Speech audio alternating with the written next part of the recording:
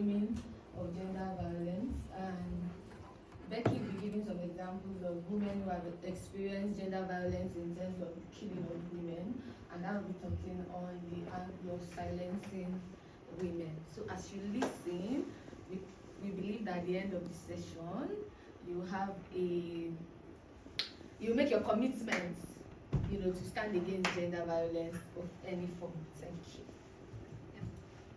So, gender violence and women's political participation in Nigeria. Let's just take a good look at this picture. This is the Parliament House in Nigeria.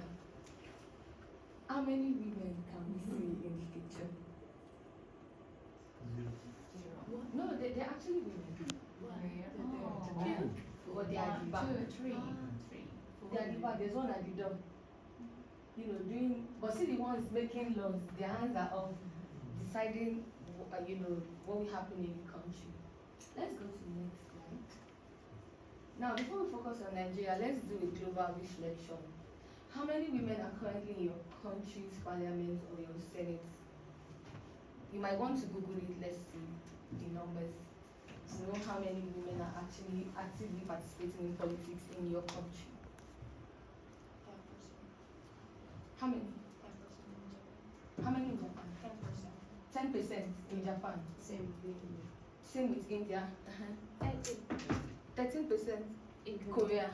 Okay. In Nepal, we have like 33% of guaranteed proportionate representation in the parliament, Oh, but the amazing. decision making is not. We have 33% in the parliament at state level, but we still don't have 33%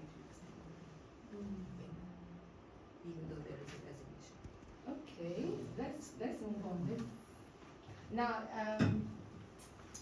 for this, let's look at this part first.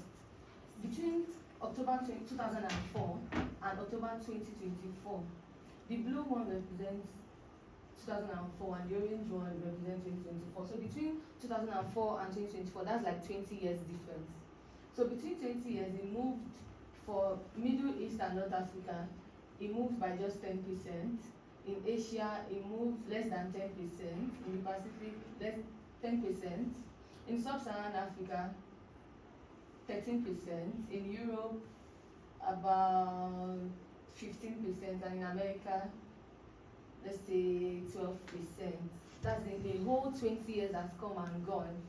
And in women representation in politics, we still have low numbers. And I saw this today and it was very fascinating. He said, did you know Namibia is the only country in the entire world where women occupy the top 3 highest government positions? So I went online and began to dig deep about these 3 women. She is the president of Namibia, she's the vice president, and she's the Senate president, the House of Assembly. 3 women. And we can see progress in Namibia's economy. Let's move to the next slide. Now, according to the National Democratic Institute, violence against women in politics encompasses all forms of aggression, I put it in bold, coercion and intimidation against women as political actors simply because they are women. Just because they are women. Nobody looks at their certifications, how good they are, can they really be good leaders. Just because you are a woman, the society frames you as not worthy of leading the nation. And this acts whether directed at women as civil society leaders, voters. I read online that there are still some countries where women are not allowed to participate in electoral processes. Women are not allowed to vote. It's just the men that vote in those countries. They are not even political party members, candidates, elected representatives, or appointed officials. Are designed to restrict the political participation of women as a group. Let's move. Now, this is key facts about women. I got some of them from the UN Women website. And it says 44% of surveyed women across 39 countries reported death, rape, assault, or abduction threats. And for these women, these 44% of women, these are women who even manage to get into politics. When they get into that space, these are some things that they face. Women in public life are at greater risk of being objectified. Of course, society views women as weaker vessels. There's, the men is meant for the men. And women are held to more exacting and frequently higher standards than their male competitors by voters, community leaders, and political opinion leaders. So if these women eventually get into politics and they make just a mistake, the whole world will start crying that, oh, this is why we don't want women to be in politics in the first place. Look at what she did. She can't be, they use negative words on her, oh, she can't keep a home and all of those things. And democracy cannot be said to exist if half of the population is not wholly and equally engaged in decision making. And like I showed us in the previous slide, the 2024 report, no country in the world has 50% of their women in politics. No country in the world. No country in the world. And I'm still going to talk about the SDG 5 on gender equality. And they want gender equality to be achieved by 2030.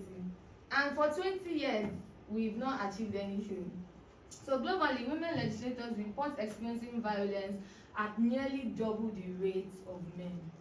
So a question for us, what would democracy look like if more women were leaders? I just want our opinion. If more women go into leadership, political leadership, what do we think that our countries would look like?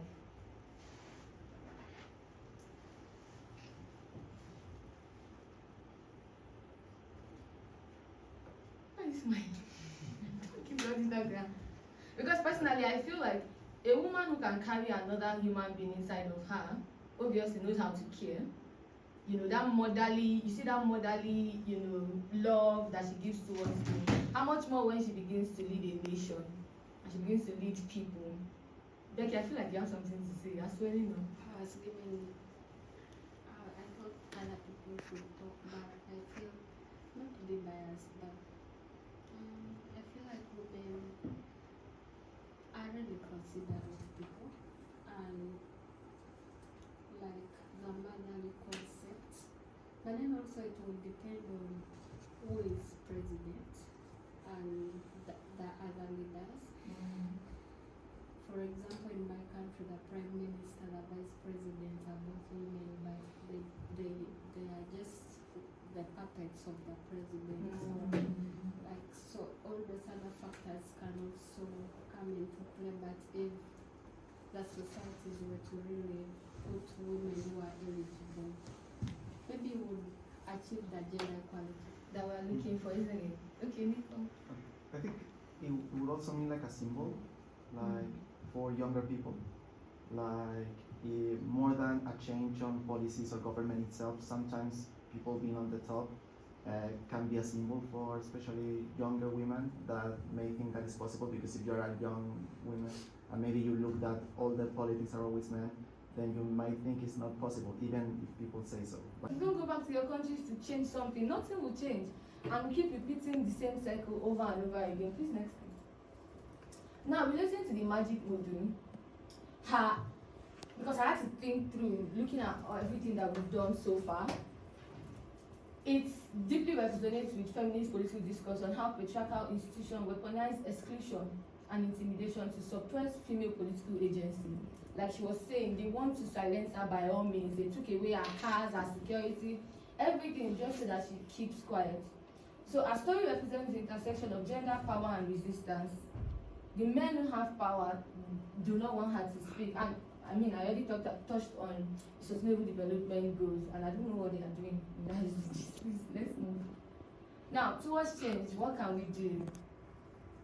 Naming the violence is the first step towards dismantling it. We first have to know that there is violence in the first place. Secondly, talking about this in academic and policy spaces pushes back against normalized exclusion, because like I said, our society, everybody has normalized it that, oh, women are not supposed to be in politics, it's not a good space to be in. But when we begin to talk about this in academia, in policy development spaces, we get the desired change. And we must invest in civic and leadership education for girls and young women to see that, oh, yes, before I came to the UK, there was a UN-funded project and the Canada government that was a part of, to get more girls and women into politics. If we can get more of that, and strengthen legal frameworks and enforce penalties for political violence. Till now, the Senate president has not been dealt with. He's still on his seat. Nothing has been done. And we must foster inclusive party systems with gender quotas, promote media accountability and digital safety for women in public life, encourage mentorship and solidarity networks. We hope with these 2 points of ours, you've been inspired to, stand up against gender violence. And before we close, we have like final set of questions for them. Gender violence. Femicide. Gender